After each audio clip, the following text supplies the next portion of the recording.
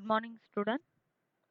Till now, we are completed two chapter input and output device and memory unit, first and second chapter. Today we are start with the next chapter, means third chapter, working with Windows 7. So for this, you just see the next video. We are covering all the points in your textbook, and after that we solve the question answer. Look at the video. Today we are going to talk about working with Windows 7. Computer is a machine which cannot think of its own and requires instructions from us. The most important program of a computer is the operating system. It is a medium through which we interact with the hardware using software. It controls all the activities of a computer. There are various types of operating systems such as Windows, Linux, Unix, etc. Windows is a graphical user interface, GUI, pronounced as GUI, between a computer and its user. Now, time for a fact file. Bill Gates is the founder of Microsoft. He developed Windows for general purpose computer systems. Let us first talk about the features of Windows 7. The first version of Windows operating system was Windows 95. Since then, many versions of Windows have been released. The most popular versions of Windows are Windows 98, Windows 2000, Windows ME, Windows XP, Windows Vista, Windows 7, and Windows 8. Let us look at another fact file. Microsoft Windows 8. It is the latest version of Windows. It was released on October 26, 2012. Windows 7 operating system has become very popular because of the following features. Windows is attractive and easy to use. Windows 7 has a very attractive look with colorful themes and slideshows. It is very easy to use Windows 7. The use of graphics makes it quite interactive. It works the way we want and makes new things possible. Searching made easier. Using Windows 7, we can quickly search for more things in more places in our computer. Windows 7 Taskbar. The taskbar of Windows 7 is more flexible and application-oriented. We can pin our favorite programs on the taskbar for easy access. The new arrow peak feature allows us to turn the open windows transparent and make the desktop of the computer visible. To do so, just point and click on the right edge of the taskbar. Windows supports multitasking.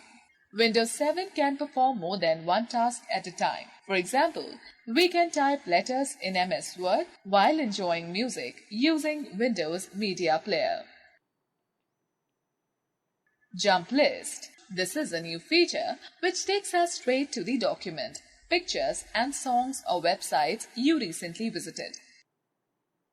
To open a jump list, right-click on a program button on the Windows 7 taskbar. For example, the jump list for Internet Explorer shows the recently opened website. Now let's learn how to start Windows. When we switch on the computer, Windows starts automatically and displays a welcome message. It is followed by the first screen of Windows known as the desktop. It contains some graphics or symbols known as icons. Okay, let us have a quick quiz. What do you know about jump list? This is the Start button. It is the most used button on the Windows desktop. When we click on the Start button, a menu displaying the major options appears. These options provide access to the main programs on a computer. This is the computer folder. Using the computer folder, we can access all the folders and files stored in a computer. It is useful for finding, organizing, moving, and copying files in a computer. When you double-click on the computer folder, you will get the screen as shown. Do you know the fact that Linux is also a very popular operating system software? It is available free of cost. Okay, so now we shall discuss files and folders. Let us first talk about files. A file is a collection of related information stored together on some storage device such as a hard disk, CD, DVD or a pen drive. As we keep important papers in a file, similarly, any information in a computer is saved in the form of a file. Each file is given a file name, which helps us to find the desired file. Let us find out what a folder is. As we keep all our files in a file cabinet, similarly, a folder in a computer is like a cabinet where we keep relevant files. A folder can hold other folders as well. A folder within a folder is called a subfolder. Now let us do a quick view. The shortcut to create a new file is Ctrl+N. Press Shift plus Delete to delete files or folders permanently. Alright children, now we shall see how to create a file. The most common way to create file is by using any application software. Open MS Word. It starts with a blank page. Start typing text on the blank page.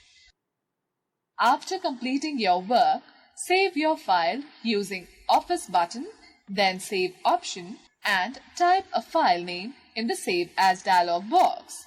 This creates a new file. Let us now find out how to create a folder. Right-click once in the blank area of the desktop. A pop-up menu appears.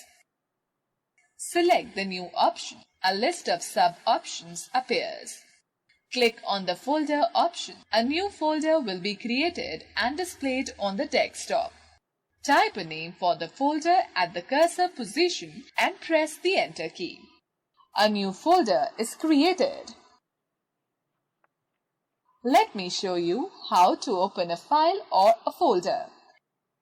To open a file or folder, simply move the pointer to the required file or folder and double-click on it. The file or folder will open and you can view its contents. Okay, now let us find out how to rename a file or folder. Rename means to change the existing name of a file or folder. To rename any file or folder, first select it. Right-click on the selected file or folder and select Rename option from the shortcut menu. Now type the new name that you wish to give to the file or folder. Let us see how to use the context menu. When you right-click on any icon, a pop-up menu appears which is called context menu. Using this pop-up menu, you can save your time to access commands. Right-clicking on different areas and objects will display different sets of commands. The context menu is also called the shortcut menu. When you right-click on the blank area of the desktop, you will see a menu with different options and Personalize option at the bottom.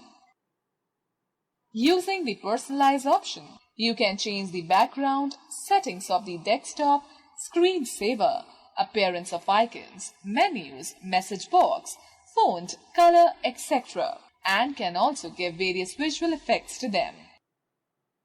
When you right-click on any icon on the desktop, you will find an entirely different menu. The Properties options will be found there at the bottom of the list. Do you know what a shortcut is?